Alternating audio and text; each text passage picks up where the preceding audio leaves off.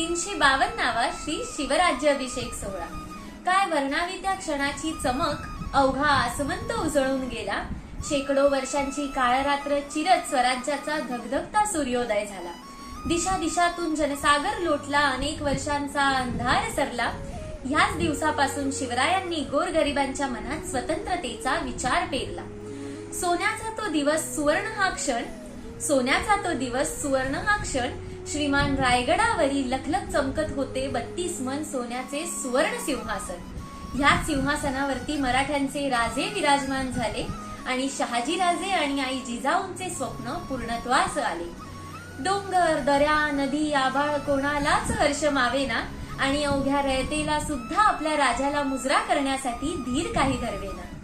राज्याभिषेक सोहळ्यासाठी रायगडावर आगमन झाले ते कोणाचे तर काशीचे महापंडित श्री गागाभट्ट यांचे। त्यांच्या मंत्रोच्चाराने अवघा रायगड मंत्रमुग्ध झाला। मराठी माती धन्य झाली आणि डौलाने भगवा आसमंती लहरला। पुढे गंगा, यमुना, गोदावरी अशा सप्त सिंधू म्हणजे सप्त नद्यांचे पाणीही आले आणि ते पाणी अभिषेकासाठी शिवरायांच्या मस्तकी लागता अखंड हिंदुस्थानाचे शतजन्मीचे दुःख वाहून गेले।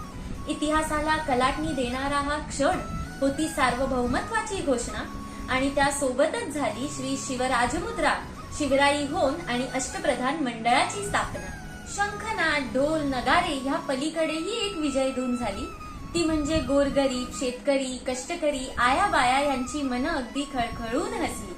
अनेकांचे म्हणणे होते की श्री शिवराज्याभिषेक सोहळा करण्याची काय गरज, तर छत्रपती शिवरायांनी आपल्या मस्तकावर धारण केलेला जिरेटो मंदिर म्हणजे उगवत्या सूर्याचं प्रतीक। छत्रपती शिवाजी महाराजांचा राज्याभिषेक सोहळा म्हणजे उत्तर होतं त्या झुगारलेल्या गुलामगिरीला।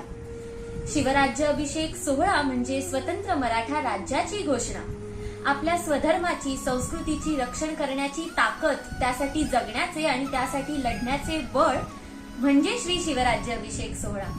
आपला हक्काचा राजा आहे, आपले हक्काचे राज्य आहे। छत्रपती शिवरायांनी रयतेवर धरलेलं मायेचं छत्र, तो विश्वास म्हणजे श्री शिवराज्याभिषेक सोहळा। सुवर्ण हा क्षण पाहण्यासाठी 33 कोटी देवही झाले गोळा। सुवर्ण हा क्षण पाहण्यासाठी 33 कोटी देवही झाले गोळा।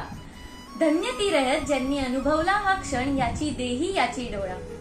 तुम्हा सर्वांना श्री शिवराज्याभिषेक सोहळ्याच्या मनपूर्वक शुभेच्छा। धन्यवाद।